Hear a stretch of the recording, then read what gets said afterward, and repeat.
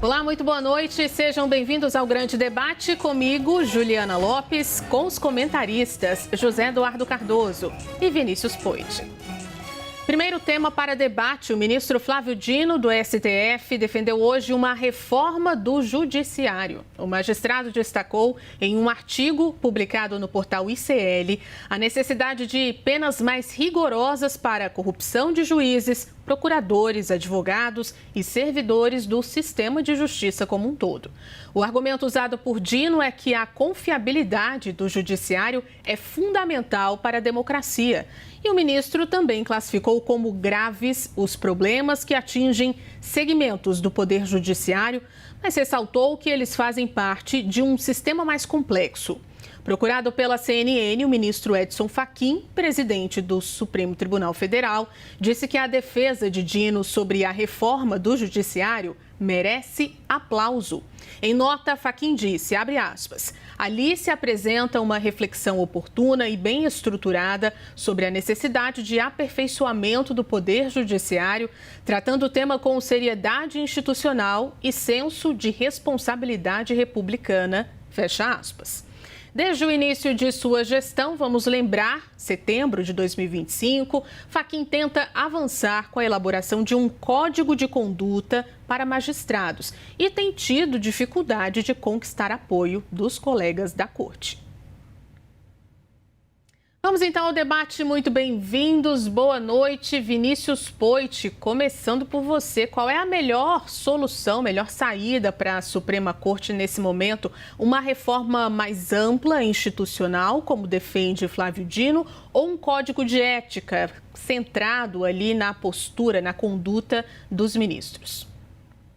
Boa noite, Zé Eduardo, boa noite a todos que estão acompanhando o grande debate essa noite. Uma reforma séria, completa, sem dúvida. Não dá para a gente falar num simples código de conduta. Não que não seja oportuno, não que não seja positivo, mas não dá para a gente tratar esse monte de problema de credibilidade seríssimos, né, do STF como algo que não é passível e não sugere a necessidade de uma reforma mais completa.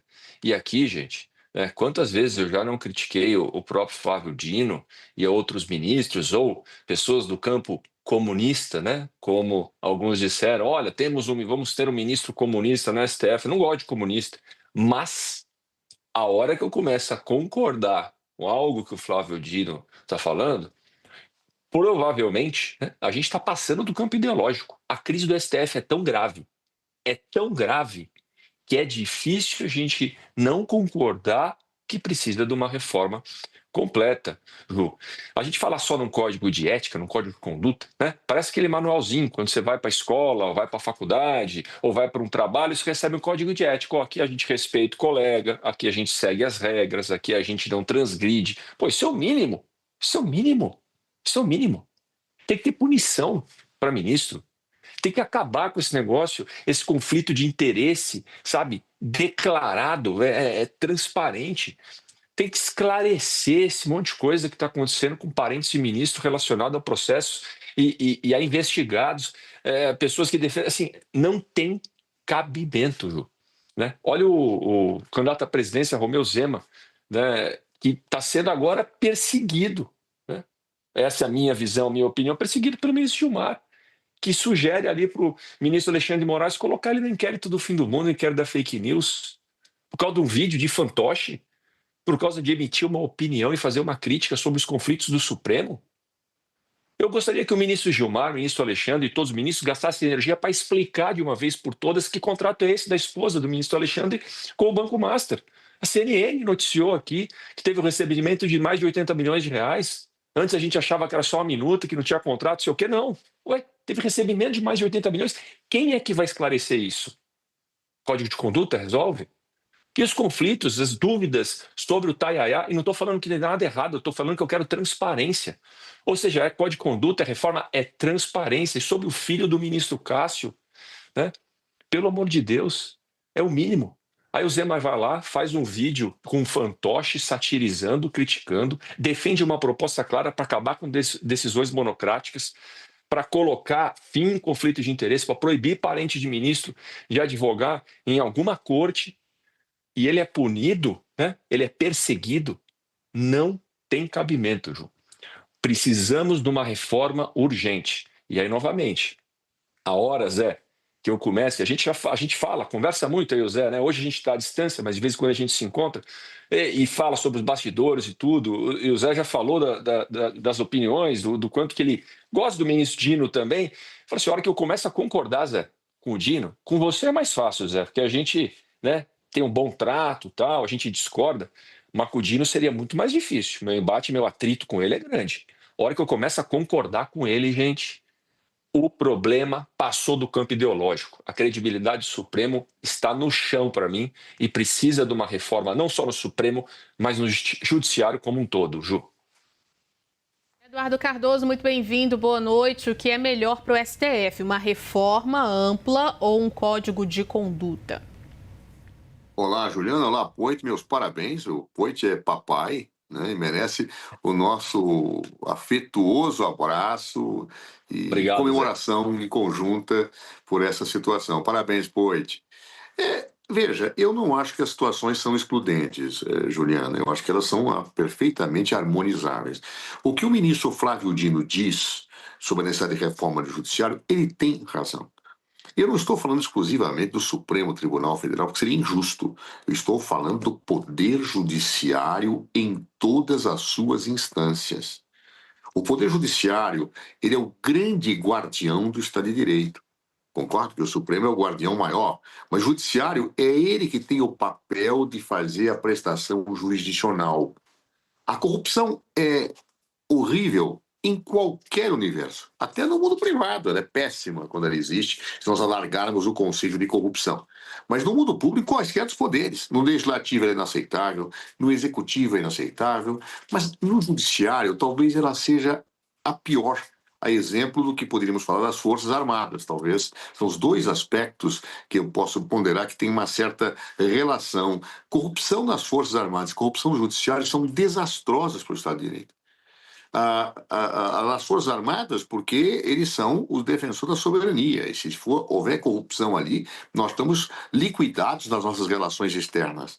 Em relação ao Poder Judiciário, eu diria o seguinte: é ele que é a grande salvaguarda do respeito à lei, do respeito à Constituição, do Estado de Direito. E se houver corrupção, aí não tem ninguém que vá controlar, porque uma das características do Estado de Direito é exatamente a autocontenção como única forma de controle do Poder Judiciário.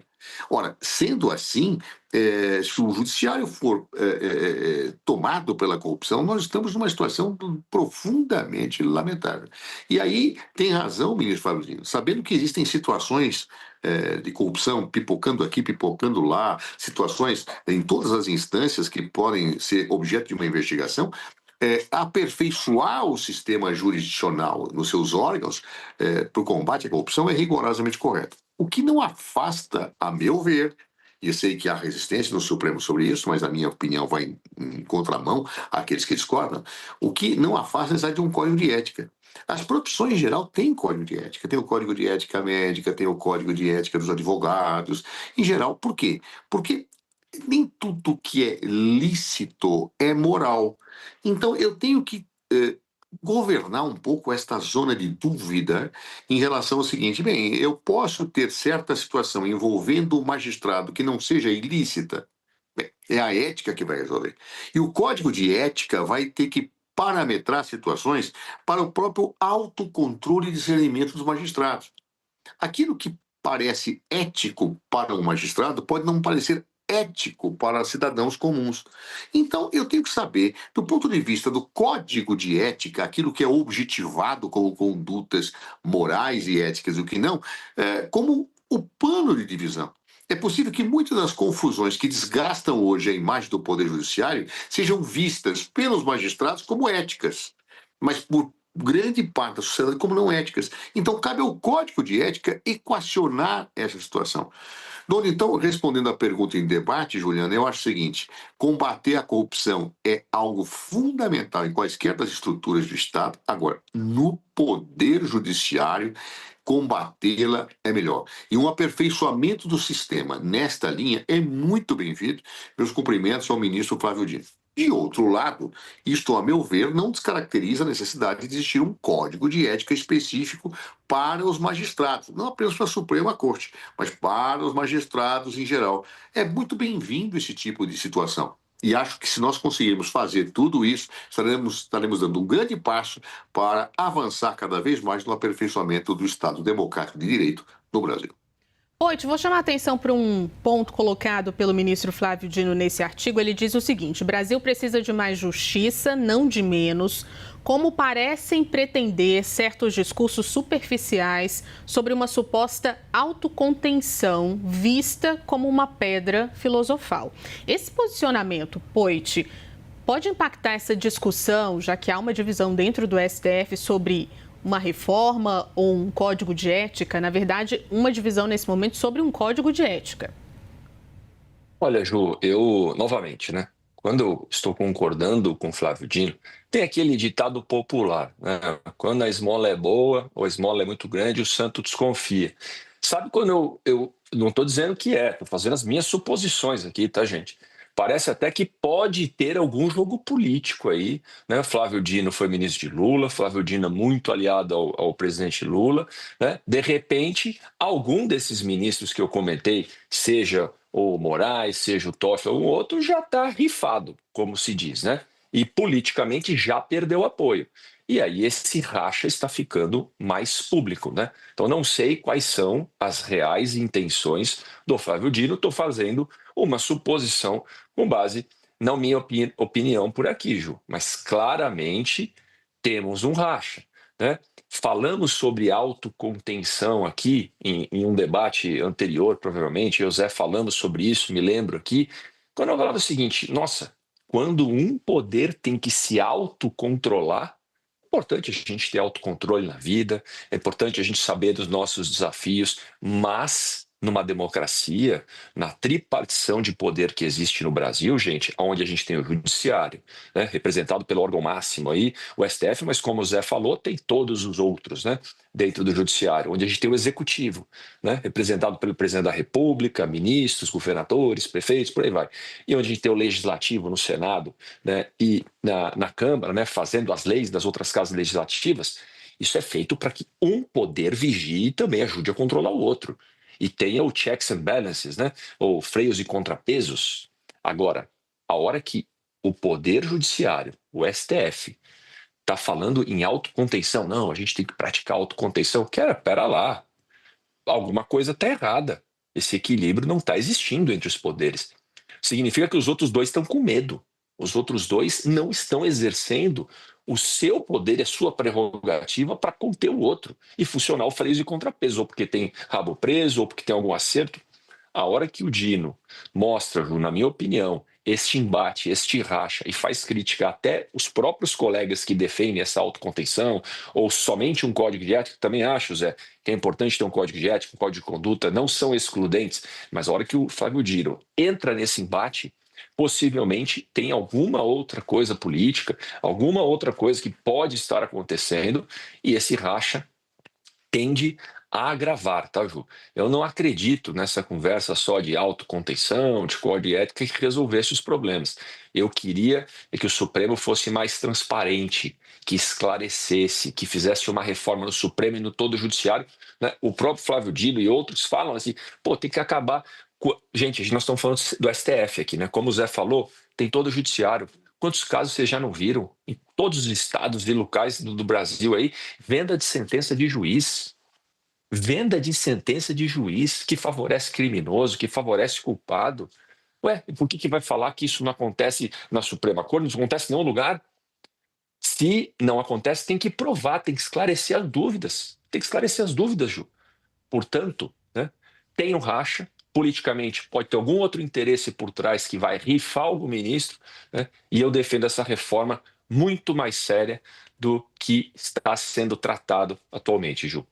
Cardoso, esse posicionamento público de Flávio Dino pode impactar a discussão sobre reforma e também código de ética? as ponderações que fez do Poit exigem, acho que, uma reflexão interessante a respeito do tema.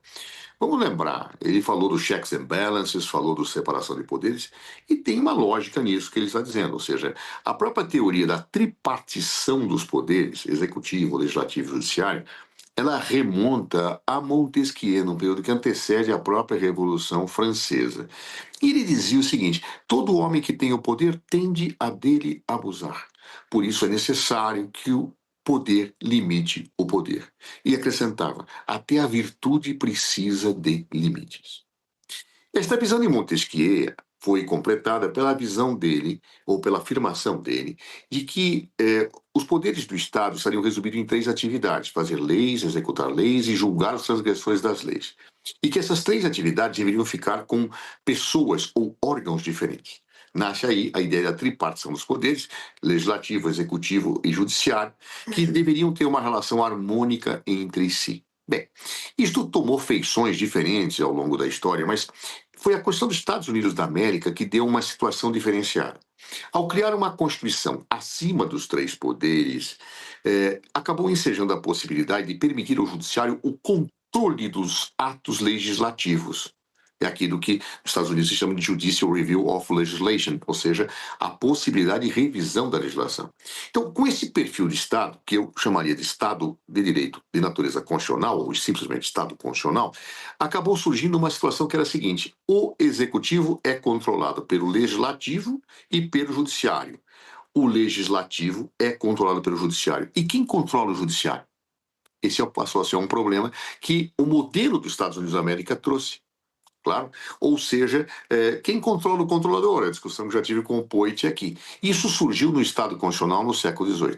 Isto foi colocado em vários modelos de Estado.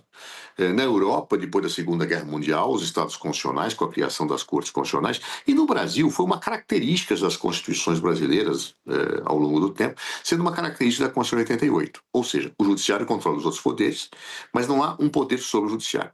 E é por isso que se costuma dizer da necessidade daquele que não tem controlador externo a ele próprio se autocontrolar. Porque se o judiciário erra e o Supremo erra, não existe um outro controle acima dele. Então, é virtuosa a ideia do autocontrole dos juízes. Mas tem razão, Flávio Dino, isto é uma pedra filosofal que transforma qualquer coisa em ouro. Claro, porque a autocontenção é algo que é muito posta no plano do sujeito, e nem sempre os sujeitos querem se autoconter. E é aí que, nos Estados Unidos da América, nasce o ativismo judicial, vou utilizar a palavra em expressão pejorativa, que faz com que, muitas vezes, o judiciário vá além da lei e até contra a lei em certas situações objetivas. Isso é um problema no mundo. E isso é uma questão, repito, que está colocada para os Estados de Direito em todo o globo terrestre. Logo, a autocontenção, eu acho sim que ela é necessária. Mas tem razão, Flávio Dino, quando ela não diz que é uma pedra filosofal. Nós temos que pensar e criar outros mecanismos que nós possamos ter a clareza que o judiciário deverá cumprir a Constituição e não deve, obviamente, ensejar desvios de conduta por parte daqueles que o integram.